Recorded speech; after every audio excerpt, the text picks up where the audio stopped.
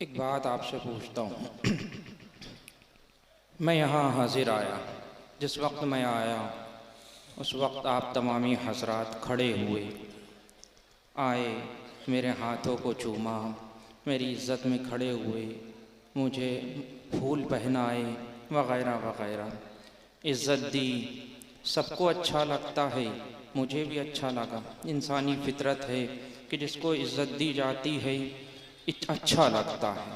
मुझे भी अच्छा लगा कि आप हमारे लिए खड़े हुए, हाथों को चूमा, हमारे गले में फूल डाले।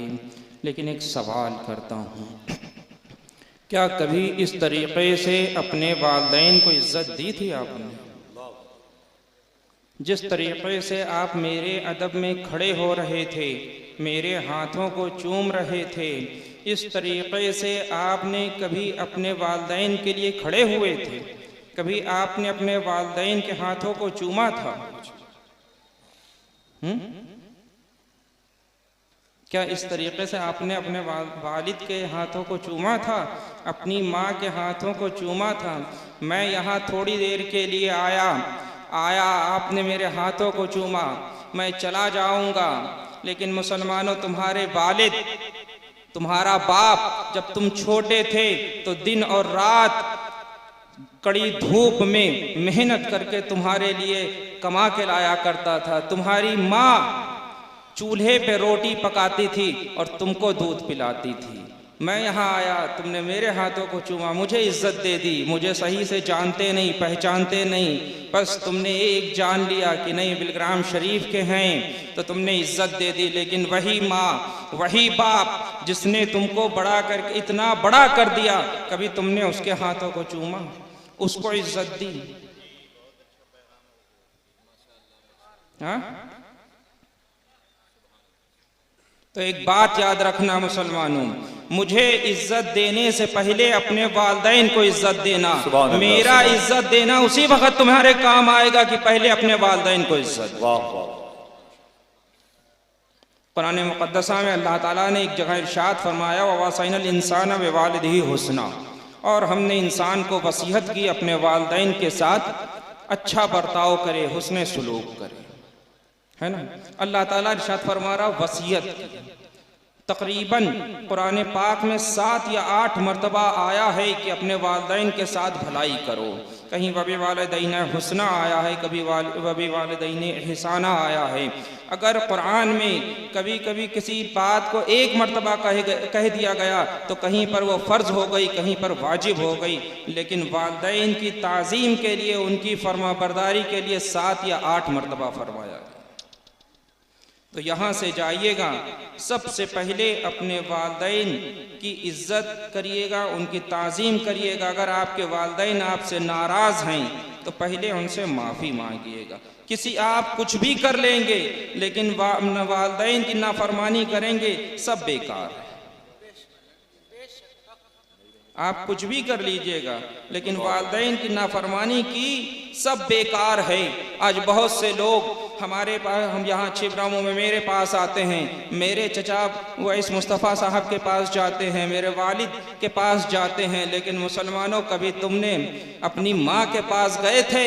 हमारे यहाँ जाते हो, कहते हो हज़रत दुआ कर दीजिए, कहते हो हज़रत तावीज़ दे दीजिए, मेरा फला काम हो जाए। लेकिन यकीन जानो, अगर उसी मोहब्बत, उसी अदब, उसी एहतराम के साथ तुम अपनी माँ की बारगाह में गए होते और कहा होता, अरे माँ मेरा फला काम है, मेरे लिए दुआ कर दो, कसम खुदा की अगर तुम्हारी माँ के दिल से दुआ निकल जाती तो तुम्हारा काम हो जाता। अल्लाह, तुमने बिलग्राम आकर जो किराया खर्च किया, उसी पैसे से एक बेहतरीन खाना बनाते, माँ को दावत पर बुलाते, हमारे लिए अच्छा खाना बनाते हो कि हम आ जाएं तुम्हारे घर पे दावत खा लें। लेकिन मुसलमानों, जो किराया तुमने बिलग्राम तक जाने के लिए खर्च किया था, उसी किराए के पैसे से तुम माँ के लिए बेहतरीन खाना बनाते और फिर माँ को बुलाते, उस खाने पे माँ की दावत करते और अपनी माँ से कहते, अरे माँ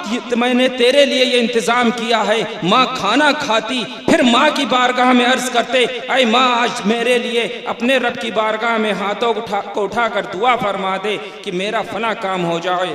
तो यकीन जानो मुसलमानों, तुम्हारा वो काम हो जाए। मेरी या किसी भी आलिम, किसी भी मशाइख की दुआ से उनकी भी दुआएं कबूल होती हैं, लेकिन तुम्हारे हक में तुम्हारे वालिदैन की दुआएं पहले कबूल होंगी, है ना भाई? क्या बात, मियां बड़ा किसान करम फरमाए सरकार। आज तुम लोग इधर जा रहे हैं, इनके पास जा रहे हैं, उनके पास जा रहे हैं, जबकि कभी अपने वालिदैन के पास भी चले जाया करो। अगर वो दुआएं कर देंगे तो हमारी दुआओं से पहले उनकी दुआएं कबूल हो जाए। तुम हमारे पास आए, हमारे पास बहुत लोग आते हैं, हम कहेंगे हाँ अल्लाह करे तुम्हारा काम हो जाए, लेकिन एक माँ कहेगी तो उसकी बात ही अलग होगी। और दिल से जो उसकी आह निकलेगी तो सीधे अर्श आज़म से टकराएगी। बहरहाल मुसलमानों, वालिदैन की फरमा बरदारी करो। एक बात और, दौर हाजरा में उलमा इकराम के साथ तमाम तरीक़े के उनके ऊपर तानाकशी करना, तमाम उनके चुगलखोरी करना, उनकी बातें करना, ये बड़ा आम सी बात हो गई है। लेकिन मुसलमानों, आज उलमा इकराम के बारे में तमाम तरीक़े से लोग तमाम बातें किया करते हैं।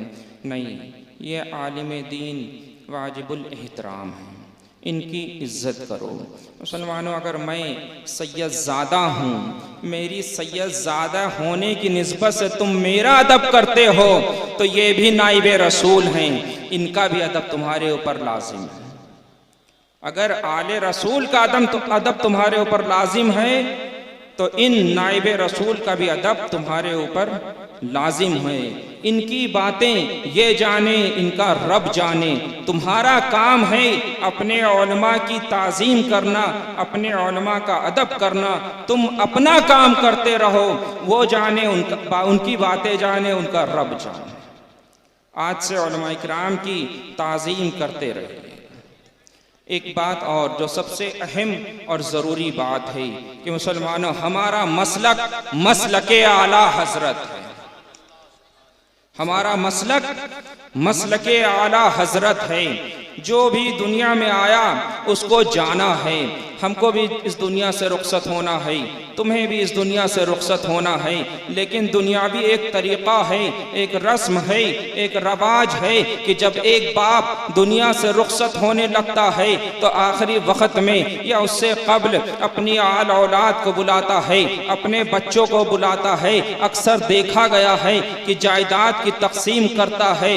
गाँव वगैरह में तो देखा गया है कि बाप वसीयत करके जाता है, बेटा फला ख़ानदान से दूर रहना, उस ख़ानदान में शादी मत करना, उस ख़ानदान से दूर रहना।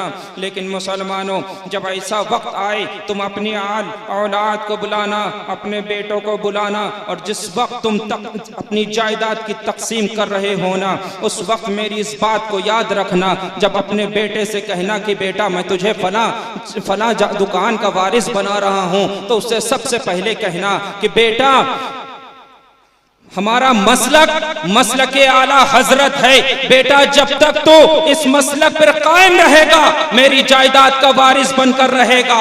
बेटा जब तक तो बुजुर्गों के तरीकों पे चलता रहेगा मेरी जायदाद का वारिस बनकर रहेगा। बेटा जब तक तो गौसे आजम की 11वीं मनाता रहेगा मेरे जायदाद का वारिस बनकर रहेगा। बेटा जब तक तो आले मोहम्मद का गुलाम बनकर जिएगा मेरी जायदाद का वारिस बनकर रहेगा। बेटा जब तक तो तमाम साहबा इकराम को मानता रहेगा मेरी जायदाद का वारिस बनकर रहेगा। बेटा जब तक तो शरीयत मुताहिरा पे चलता रहेगा मेरी जायदाद का वारिस बनकर रहेगा।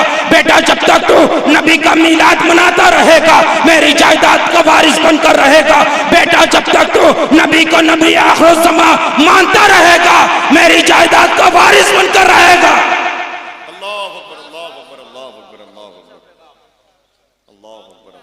अपनी औलाद को अगर तुम्हें नसीहत करना है, वसीयत करना है, तो एक नसीहत करके जाना कि बेटा हमारा मसलक आला हजरत है। जब तक तो इस पर कायम रहेगा मेरी जायदाद का वारिस बनकर रहेगा।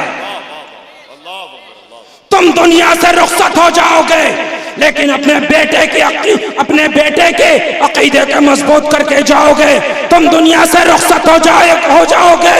अपने बेटों को बुजुर्गों का तरीका बता के जाओगे, तुम दुनिया से रुखसत हो जाओगे।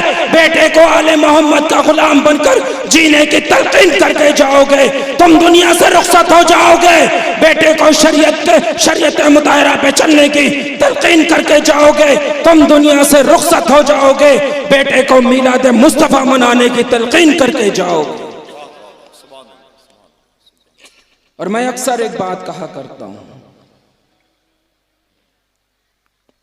कि अगर किसी का बाप, किसी का अजीज व अकारिब, किसी का रिश्तेदार वहाबी हो जाए, देवबंदी हो जाए, कादियानी हो जाए, तो मुसलमानों तुम दुनिया में उसको छोड़ देना। मैं फातिह बिलग्राम के तवस्सुल से कह रहा हूं, बरोज़े महशर लवाउल हम के नीचे हुसैन के नाना मोहम्मद मुस्तफा सल्लल्लाहु तआला अलैहि वसल्लम से रिश्ता जोड़ लेना। एक बहुत छोटा सा वाकया मैं बयान करके अपनी बात को खत्म कर दूंगा कि महमूद गजनवी का नाम आप लोगों ने सुना होगा, है ना? सुल्तान महमूद गजनवी। सुल्तान महमूद गजनवी के गुलाम हैं अयाज। सुल्तान महमूद गजनवी अपने गुलाम अयाज से बेपनाह मोहब्बत किया करते हैं, बड़ी अयाज पर शफकत किया करते हैं। कुछ ऐसे ही चलता रहा तो सुल्तान को मालूम हुआ कि दरबार में अयाज की चुगलखोरियाँ होने लगी, दरबार में लोग अयाज से चिढ़ने लगे हैं, दरबार में अयाज को लोग बुरा भला कहने लगे हैं। सुल्तान ने मालूम करवाया ये किस वजह से है, तो मालूम हुआ कि ये सुल्तान की शफकत की वजह से है। एक रोज़ सुल्तान ने तमाम दरबारियों को बुलाया। बुलाने के बाद सुल्तान ने एक बेशकीमती याकूत लिया और एक एक दरबारी को दिया। उससे उसकी कीमत को पूछा। किसी दरबारी ने कहा था कि इस सुल्तान इससे तो आधा हिंदुस्तान खरीदा जा सकता। किसी दरबारी ने कहा था सुल्तान इससे पूरा मुल्क खरीदा जा सकता। किसी ने उसकी कीमत कुछ बताई थी, किसी ने उसकी कीमत कुछ बताई थी। फिर सुल्तान ने हर दरबारी से कहा था कि इसको तोड़ दो। हर दरबारी ने कहा था सुल्तान इससे आधा मुल्क खरीदा जा सकता, इसको कैसे तोड़ा जा सकता है। किसी दरबारी ने कहा था सुल्तान इससे पूरा मुल्क खरीदा जा सकता, इसको कैसे तोड़ा जा सकता। फिर किसी ने कहा था सुल्तान इससे आधी दुनिया को खरीदा जा सकता, इसे कैसे तोड़ा जा सकता। आखिर में वो याकूत अयाज के हाथ में पहुंचा। सुल्तान ने कहा अयाज इसको तोड़ दो। अयाज ने वो याकूत जमीन पे छोड़ दिया। याकूत के टुकड़े टुकड़े हो गए, रेजे रेजे हो गए। इतना देखना था कि सुल्तान ने कहा था दरबारियों से मैं इसीलिए अयाज से इतनी मोहब्बत किया करता हूँ, मैं इसीलिए अयाज पर इतनी शफकत किया करता हूँ। तो मुसलमानों जब याकूत एक बेशकीमती याकूत को तोड़कर अयाज महमूद गजनवी के इतने करीबी बन सकते हैं, इतनी शफकत पा सकते हैं, तो दुनिया में तुम वहाबियत से अपना रिश्ता तोड़ देना। बरोज़े महशर हुसैन के करीबी बन जाओगे, बरोज़े महशर हसन के करीबी बन जाओगे, बरोज़े महशर अली के करीबी बन जाओगे, बरोज़े महशर फारूक के करीबी बन जाओगे, बरोज़े महशर सिद्दीक के करीबी बन जाओगे। अगर अयाज दुनिया में एक बेशकीमती याकूत को तोड़ दे तो सुल्तान गजनवी की आंख के तारे बन जाए। तुम दुनिया में गुस्ताखे रसूल से रिश्ता तोड़ दो तो यकीन जानो तुम हुसैन के सच्चे खादिम बन जाओगे, हसन के सच्चे खादिम बन जाओ।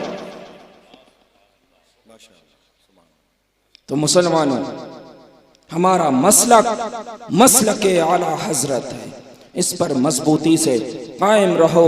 दुनिया चाहे कुछ कहे, इधर से उधर हो जाए, लेकिन अपने मसलक को मत छोड़ना। वमा अलैना इल्लल बलाग। अस्सलामु अलैकुम।